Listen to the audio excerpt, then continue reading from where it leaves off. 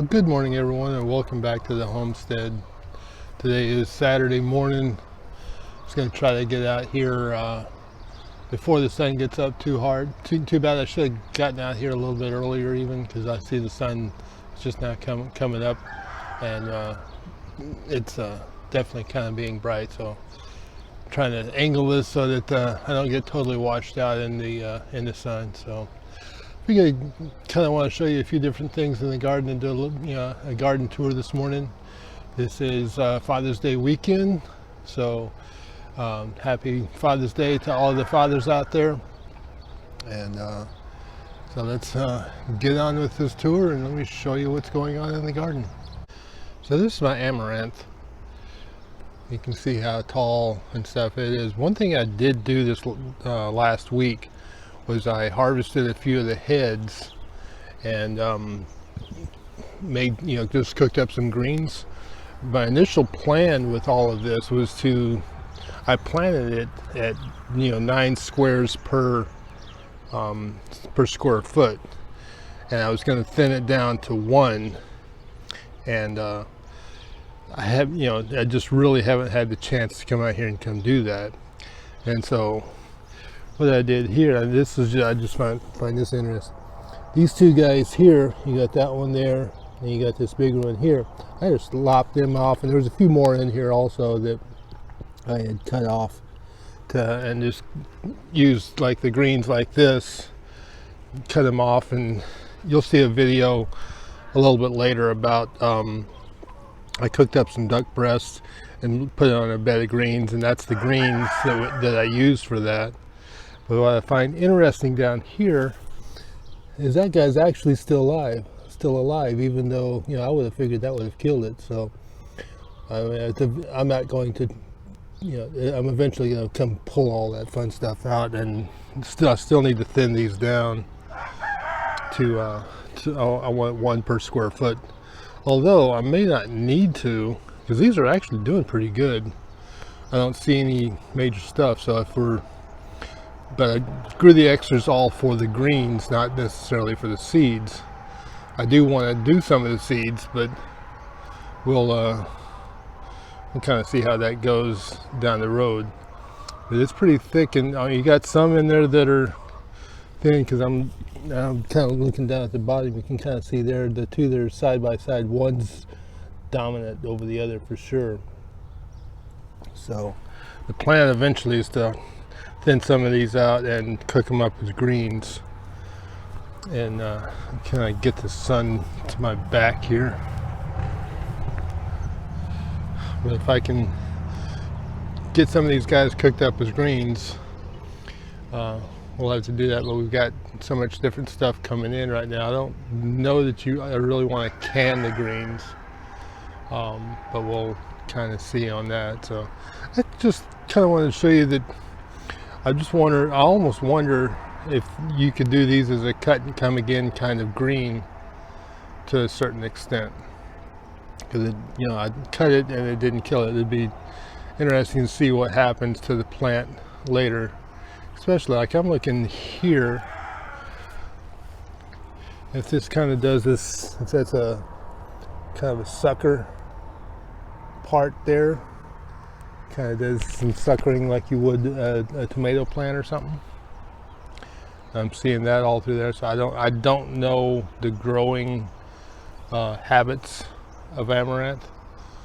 I know you get these big beautiful seed pods and stuff on there that are big flowing. That's what they're known for. The greens are supposed to taste good, but I don't know the full on whether you can prune them or anything like that.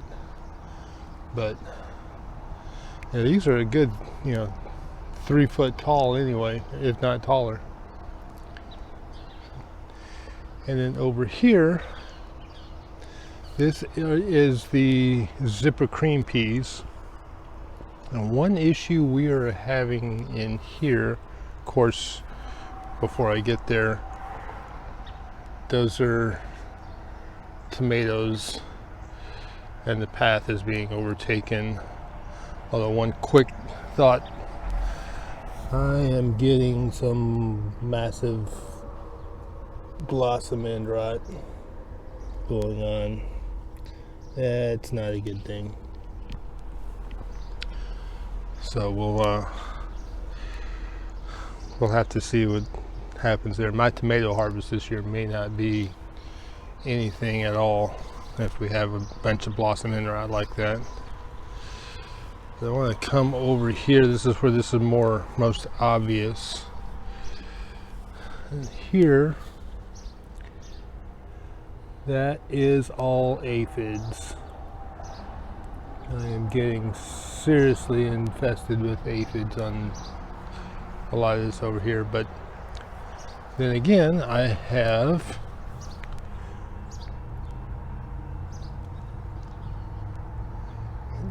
that little booger eating its fill. And I know I've seen a few others in here, but you can kind of see that the aphids are on here pretty hard.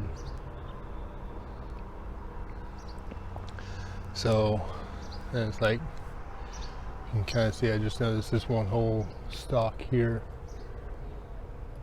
Well, maybe I'm not on it, but there it is. You can just kind of see all of the aphids there. So hopefully this puts out some peas before and the aphids don't do that much damage. I may have to come in here with some neem oil or something and get these sprayed down. So I'm going to put you on pause.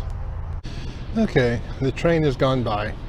Had a chance to go get my coffee and come back over here. So anyway, yeah, looking at this angle, the more I look, the more aphid stuff I'm seeing on the plant. So we'll see what happens here, but fortunately there's enough of them in here. I should still be able to get a pretty good harvest. And then this is my green beans. Over here, these are the Landreth stringless here, and you can kind of see got a couple there. Actually, I went through here and harvested this bed yesterday, and I got 4 pounds of the aromas, which are back over here, and a full pound of the Landreth. I'm seeing a couple already, so I'm going to need to come back through here again and do another harvest. But I'll probably, the ones that are obvious like that one I'll pick, but then I need to give it another week or so and come pick some more. So far these are doing pretty good.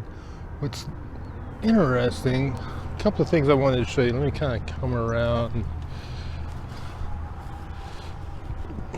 I want to come back over to the Zipper Cream peas. Hopefully we can see some of the flowers.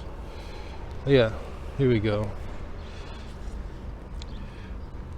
Those are the flowers that are starting to come up. And beat out. Those are looking kind of cool. Hadn't seen the flowers. Those are big too, compared to like the green beans, which are kind of small. These guys are pretty good size. So I just kind of wanted to show that, and then come wade through the seed of green beans and stuff over here. And you kind of see these are the lima beans. I think I'm starting. What's weird on these now, this is first time gardener or first time growing some of this stuff. They're flowering out differently there too. We're getting the flowers. And it just looks different than what you get with a regular green bean over there. These lima beans are putting out a different type of seed head in here, so figured I'd show you that. And I know I saw This is the one thing about growing bush beans is, and kind of why I wanted to go to pole beans in the first place, was trying to go in here and find all of your green beans. They're easier to find on if they're on a trellis and in your face than being a bush bean. But you've got to do all the trellising stuff with it. So everything's got its advantages and disadvantages. And now let's take a look. These sunflowers are just massive. Although I don't know if that's a good thing or bad thing we're seeing on some of the leaves. But look at some of these stalks. I don't even think I can get tall enough to see any flowers or anything. Come back here later on. It's interesting. You can kind of see them, like that guy's bending. The sun's over here, and these guys are all bending themselves towards the sun. And when you come back in here in the afternoon, they'll all be bending the opposite direction, because the sun goes from this way all over this way, and the sunflowers will go from here and they'll twist all the way back over to the other direction. And then in here, this is all of my okra, and I'm expecting an abundance of okra. And you can kind of, I've got some flowers already starting to, I haven't seen open flowers yet. I've seen some flower pods. Now, one thing I have seen, I looked down here the other day.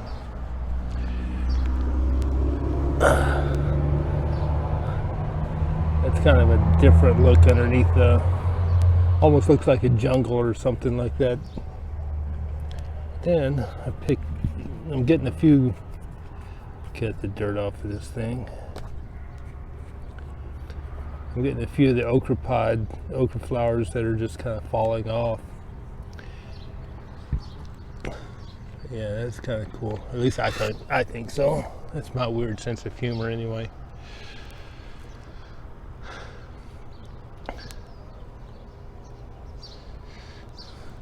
And then we'll come back over to some of these others. But one of the things on my tasking for today, that I need to go harvest a bunch of basil. Yeah, that's going to be a lot of basil. That's just on this bed. It's just as much on another bed over there. So I may end up harvesting over a pound of basil leaves. Then behind there is the eggplant. I'm looking, you can kind of see flowers there, got one there. There's quite a few on here. The eggplant is actually doing quite well. You can kind of see the flowers there. Tomatoes, like I said, I don't anticipate this to be a very good tomato year. You can kind of see here, look at all the eggplant flowers at least coming on there. So I am anticipating quite a few eggplant. As soon as I get these tomatoes red, these tomatoes plants are coming out. These are determinate. So that's what will happen there. Gotta get the basil harvested there, at least get it knocked down. And then this is my sweet pepper. I can get it, I can talk. And you can kind of start seeing, these are some bells. Got one good bell over, what? I know I've got one in here. Oh. There's one there that's pretty good size. The bells don't have a, I mean, they're starting to get a few on here. They're a little bit late beyond the others, but like these gypsy peppers, or this thing is actually, we've got those big guys there, and then there's a lot more over here. This guy is actually pretty loaded with peppers all through here. And then the Cubanelles, and if you can, yeah, here we go. Got one in there, couple there. And if you go through here, there's actually quite a few in here. Probably not doing a very good job of showing you all of these with this camera. I just realized I had you zoomed in. I probably didn't need to have that. But there's, you can see 3 or so in there. There's a big one back here. A couple of big ones back there. I don't know if you can see those. So the Cubanelles are definitely coming on doing pretty good. I just happened to see that one as well. So I am definitely pleased with the Cubanelles, and we'll see what happens with the bell peppers. And then this is the other tomato bed. It's actually got more tomatoes on it. The plants look healthier, but as I showed you before, we'll see how many we actually get with all of the blossom end rot I got going on. And we got, you know, obviously more basil going on here. This is more basil than what I need. But what the other thing is kind of cool, that is a tomatillo, and he's already putting out flowers. You can kind of see down in there.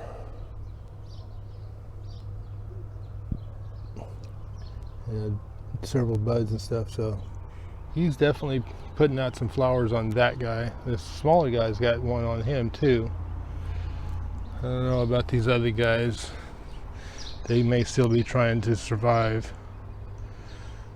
But on the tomatoes in there, you can see there's a lot.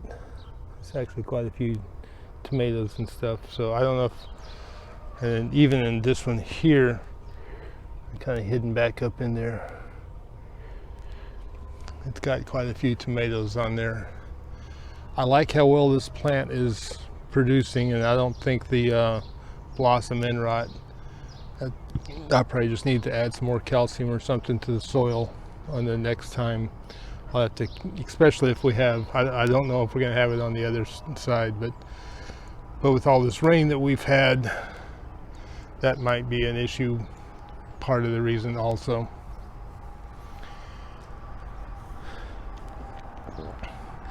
And now we've got the squash. Now we got to walk through the seed garden really before we get to the squash. So let me kind of walk this way. I'm trying to keep the sun to the back, to my back at this while we're walking through here. So these are my onions. And actually what I kind of feel in here, what I'm feeling, they're kind of feeling hard. So I may do a Seed Saving Wednesday harvest and go ahead and pick one of these just to kind of see how this is going. And that one, for example, looks like that's pretty well dried. And this one over here appears to be pretty well dried also. I may go ahead and pick that one later on today and see what we can do. And with the carrots, we're still kind of waiting for them to dry out, in the same way with the beets over there. Although I am amazed at radishes at just how quickly they formed their seed pods. And these are really just a matter of a couple of radishes, and they're starting to do stuff. And then here are the seed pods that they're forming, and that's within a couple of weeks. It went from, you know, just barely showing something up to all of these, you know, flowers in here. So it's amazing how quick, you know, radishes are known for growing quick, but I didn't know they're also known for flowering and getting their seeds and their pods and stuff that quick as well. So let's go back over here. The rutabagas. So we got the ones that had dried out, got those harvested. These guys are still going here. We're still making pods. So this is just in progress here. We'll come back to the squash. Of course, we gotta wade through them. We've got my dill over there. Carrots.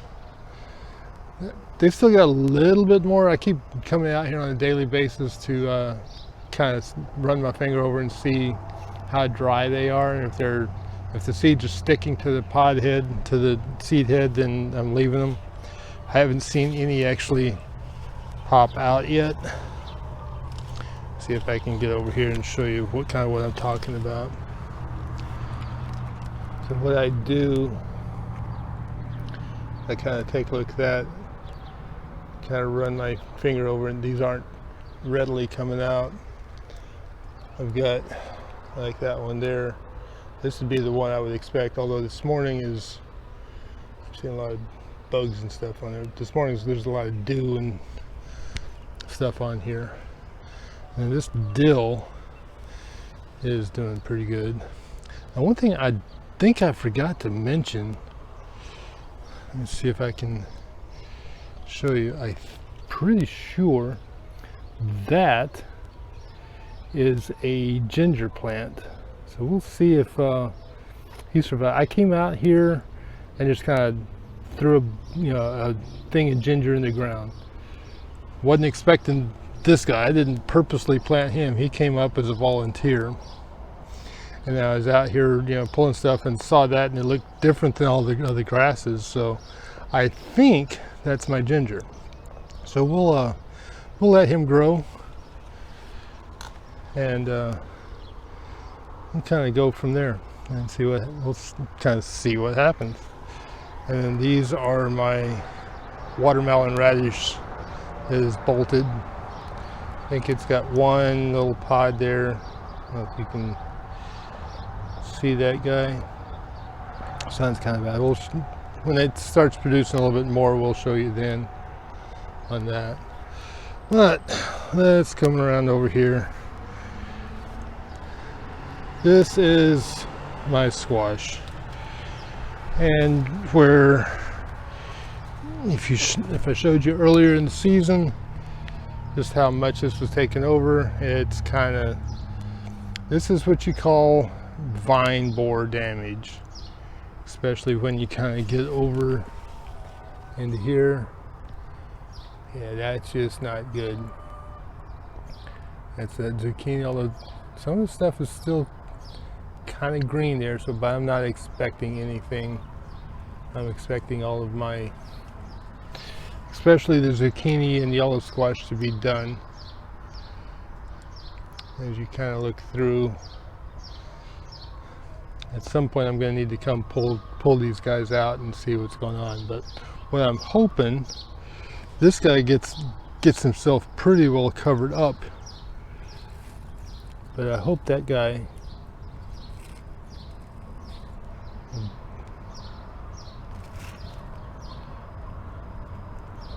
he gets to ripen up, and I hope I can actually harvest that one.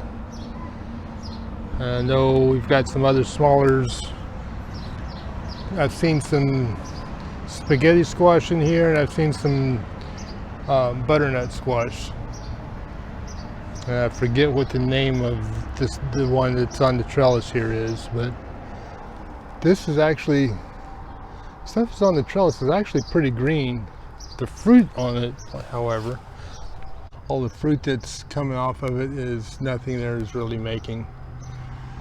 It's all getting blossom end rot and dying. So the only fruit I'm anticipating and hoping is that one guy right there.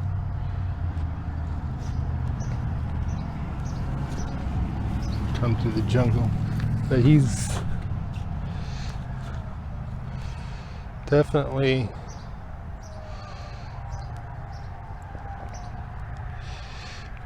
one thing I'm just seeing is all how wet this stuff is. Now, I've been running my irrigation, the drip irrigation, quite a bit. This is kind of one of the issues with, once everything gets growing. So if I've got a specific leak somewhere, I don't know, or if it may just be that I just kind of overwatered. But let me show you this. This is one thing that squash will do, especially these. Is this guy right here? That's actually a root. The main part of the plant is way back that way, but he's putting another root down here. And any spots where he's touching the soil, like you might be able to see another spot.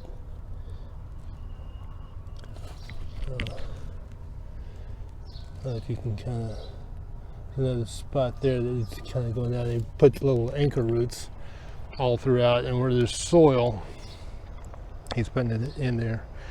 One of the things I just noticed over here, if you can,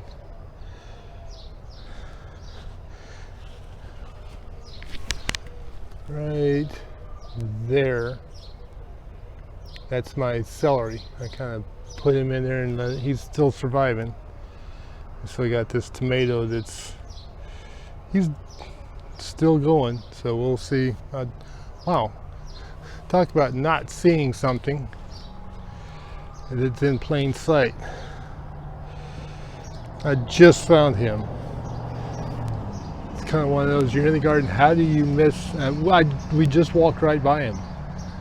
And come back around, it's like, holy heck. We've got a pretty good sized squash there.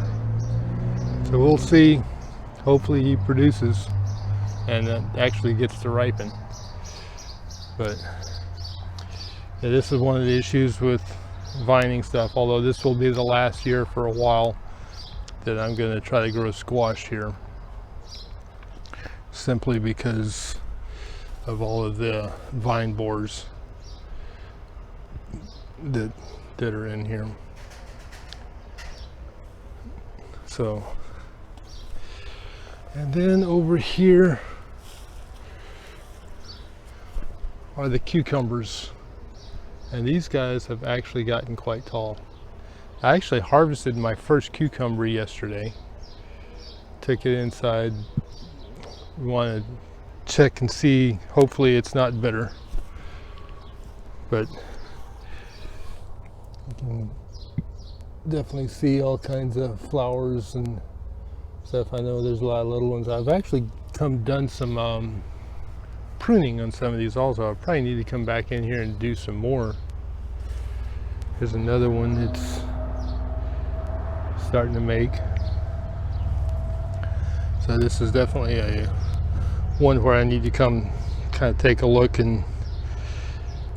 but he's just in a matter of a little bit of time. Let me move over to the other side.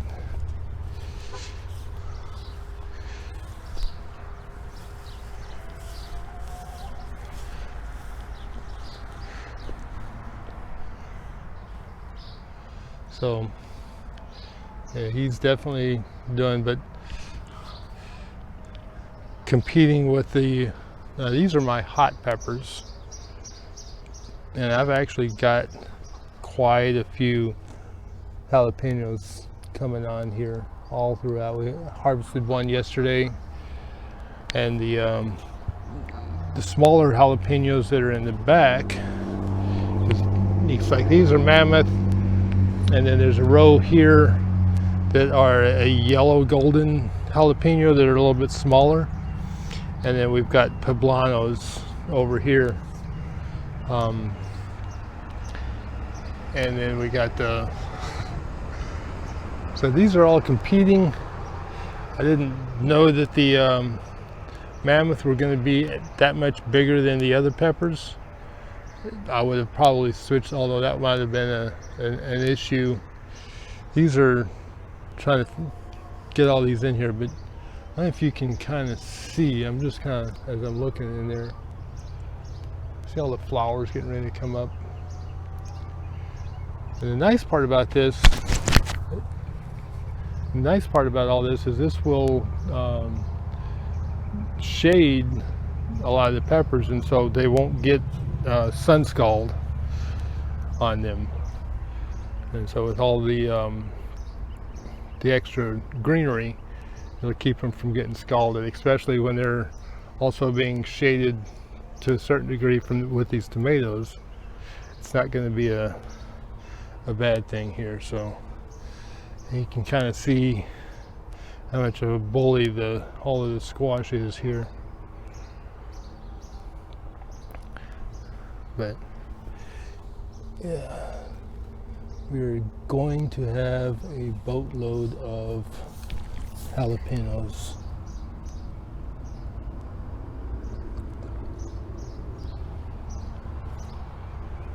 So I think that's where we're at the moment. Now it's just a waiting game. Let me kind of move.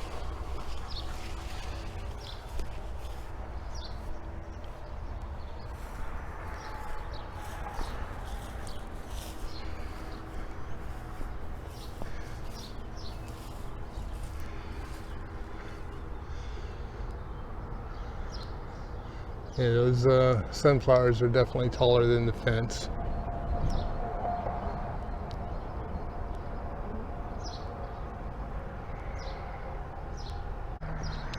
So anyway, guys, that's the tour for this weekend. Again, happy Father's Day. One thing I did kind of want to do, this was one of the okra pods that it just kind of fell off. So my understanding is you can eat these.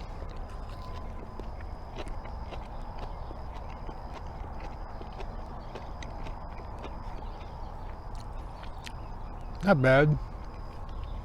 It's kind of a okra, flowery, different type of flavor. So I had one the other day that was definitely a lot more, you could definitely tell that was okra. This has got a little bit more of a hint to it. So anyway, again, happy Father's Day to everyone, all the fathers out there. Make sure you go wish your fathers happy Father's Day. Do something with them, go spend some time with family. And God bless, have a great week, and we'll see you on the next video.